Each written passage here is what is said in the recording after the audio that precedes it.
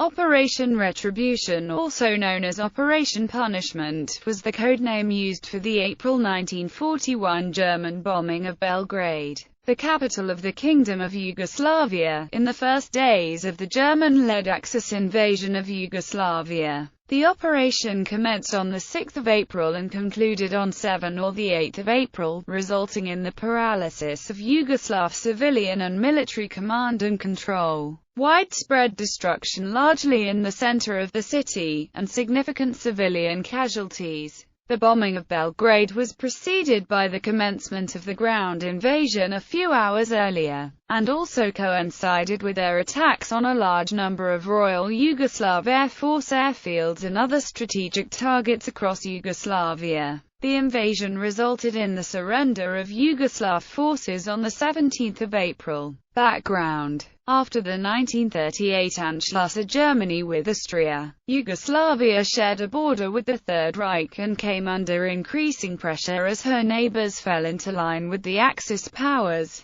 In April 1939, Yugoslavia gained a second frontier with the Kingdom of Italy when that country invaded Albania. Between September and November 1940, Hungary joined the Tripartite Pact, Italy invaded Greece, and Romania also joined the pact. From that time, Yugoslavia was almost surrounded by Axis powers or their client states, and her neutral stance toward the war was under tremendous pressure. On 14 February 1941, Adolf Hitler invited the Yugoslav Prime Minister Dragiša Cvetković and his Foreign Minister Aleksandar Sinkarmaković to Berchtesgaden and requested that Yugoslavia also join the pact. 2 weeks later, Bulgaria joined the pact. The next day, German troops entered Bulgaria from Romania, closing the ring around Yugoslavia. Further pressure was applied by Hitler on 4 March 1941, when the Yugoslav regent, Prince Paul, visited Berchtesgaden. But Prince Paul delayed a decision. On 6 March, the Royal Yugoslav Air Force was secretly mobilized, and on the following day, British troops began landing in Greece to bolster the defences of their Balkan ally against the Italians. The VVKJ began dispersing to auxiliary airfields on 12 March, and this dispersal was completed by 20 March. Hitler, wanting to secure the southern flank of his impending invasion of the Soviet Union, demanded that Yugoslavia sign the pact,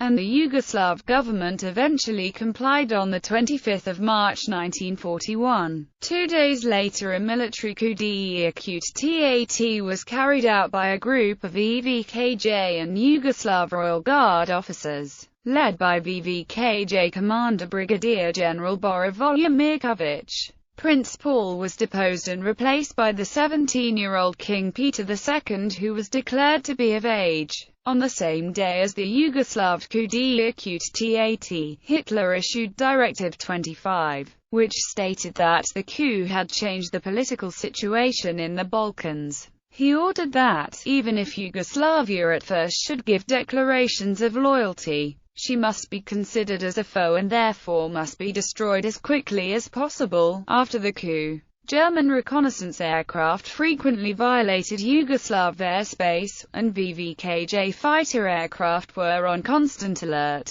The German incursions showed that the Yugoslav ground observation post network and supporting radio communications were inadequate. Bombing. Hitler decided that Belgrade would be bombed in retribution for the coup against the government that had signed the pact. In order to carry out Hitler's orders, on 27 and 28 March 1941, Reichsmarschall Hermann Göring transferred about 500 fighter and bomber aircraft from France and northern Germany. The commander of Luftflotte IV, Generaloberst Alexander Law, allocated these aircraft to attack the Yugoslav capital in waves by day and night.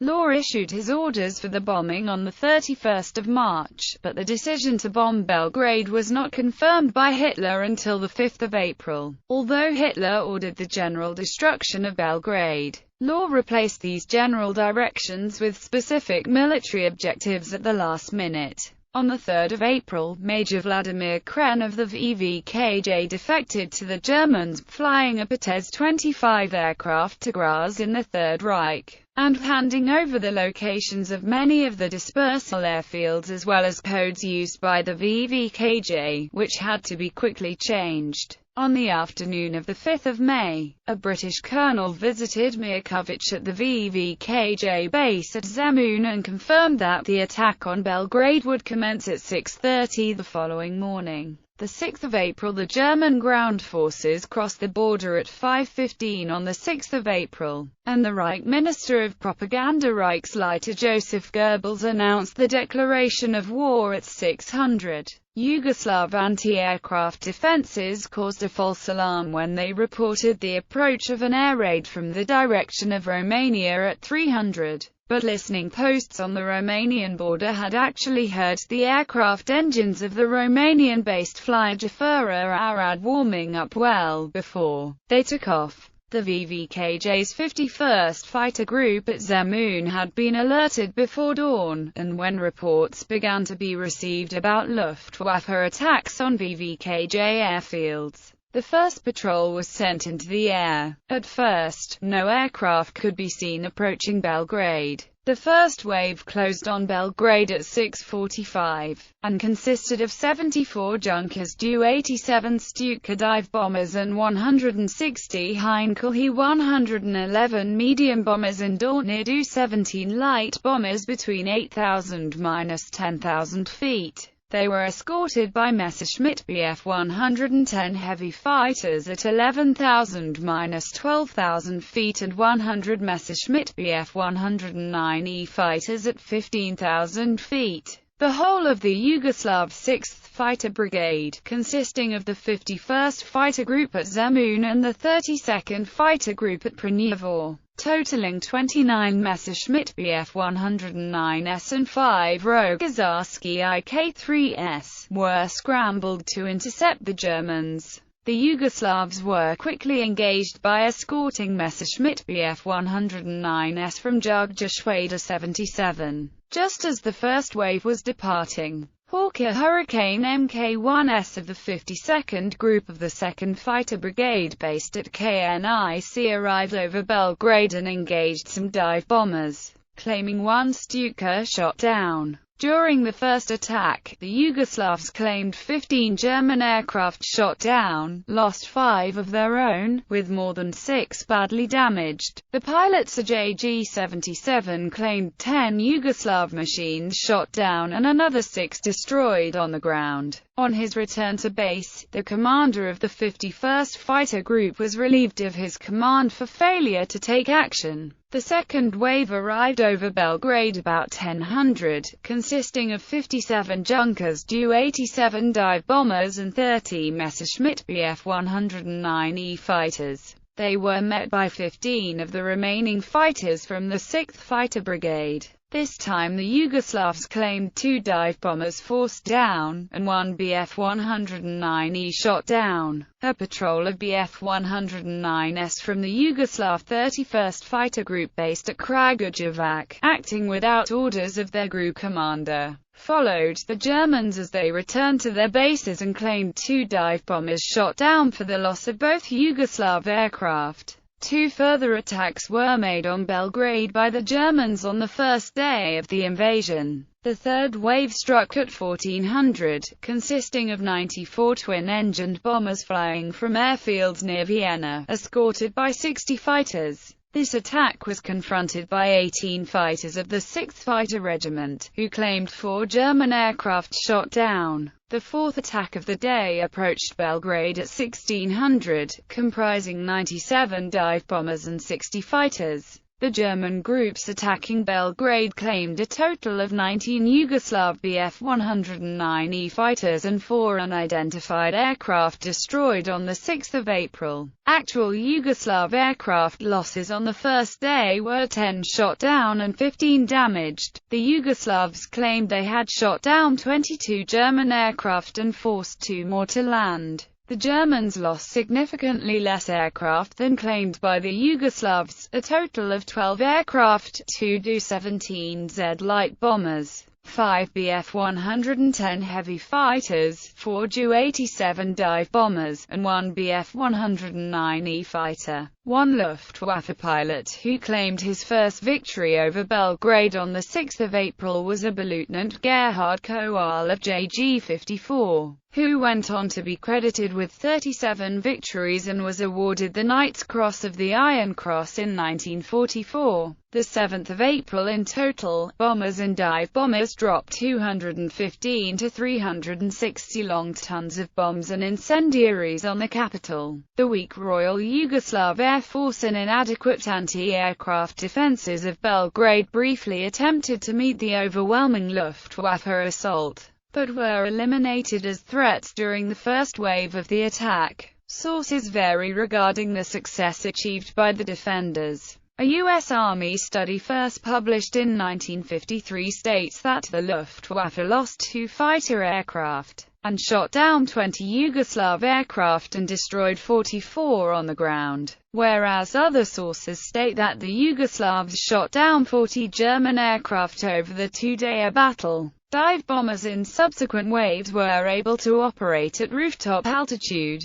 According to the historian Professor Stephen K. Pavlovich, the bombing of Belgrade lasted for 3 days. Other sources state the air battle over Belgrade lasted just 2 days owing to poor flying weather on 8 April. The most important cultural institution that was destroyed was the National Library of Serbia, which was hit by bombs and gutted by fire. Hundreds of thousands of volumes, rare books, maps, and medieval manuscripts were destroyed. British retaliation. No. 37 Squadron of the Royal Air Force conducted 2 bombing raids on Sofia, the capital of Bulgaria, in retaliation for the bombing of Belgrade. Operating Vickers Wellington bombers flying from an airfield in Greece, the squadron conducted raids on 6 to 7 April and 12-13 April, dropping a total of 30 long tons of high-explosive bombs on railway targets and nearby residential areas.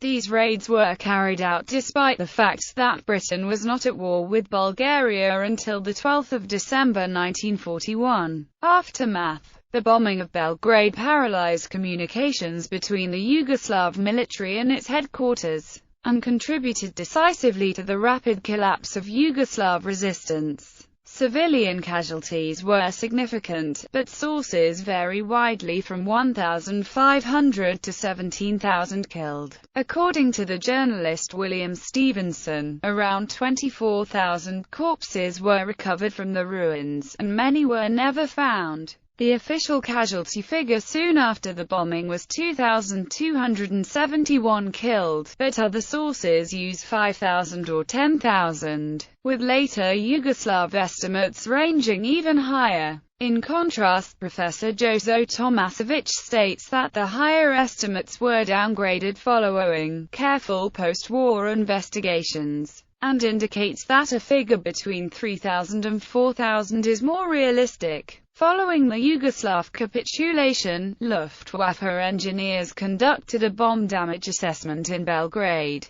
The report stated that 218.5 metric tons of bombs were dropped, with 10 to 14% being incendiaries. It listed all the targets of the bombing, which included the Royal Palace, the War Ministry, military headquarters, the Central Post Office, the Telegraph Office, passenger and goods railway stations, power stations and barracks. It also mentioned that 7 aerial mines were dropped, and that areas in the center and northwest of the city had been destroyed, comprising 20 to 25% of its total area. Some aspects of the bombing remain unexplained, particularly the use of the aerial mines. In contrast to this report, Pavlovich states that almost 50% of housing in Belgrade was destroyed. After the invasion, the Germans forced 3,500–4,000 Jews to collect rubble that was caused by the bombing. Law was captured by the Yugoslav partisans on 9 May 1945, escaped, and was recaptured on 13 May. He was intensively interrogated, after which he was tried before a Yugoslav military court on a number of war crimes charges. one of which related to his command of Luftflotte IB during Operation Retribution. He was convicted, sentenced to death and executed.